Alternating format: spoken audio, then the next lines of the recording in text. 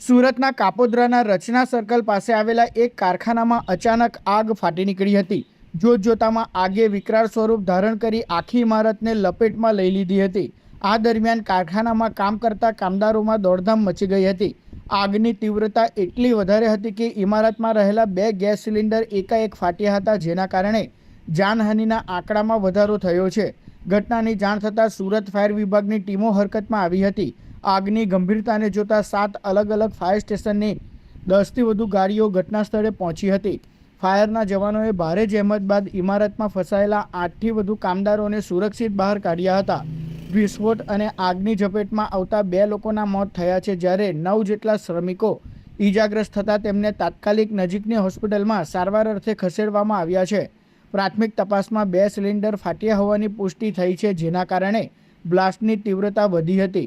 જો કે કારખાનામાં સૌ પ્રથમ આગ કયા કારણોસર લાગી તે હજી સુધી જાણવા મળી શક્યું નથી। ફાયર વિભાગ અને પોલીસ દ્વારા તપાસનો ધમધમાટ શરૂ કરવામાં આવ્યો છે।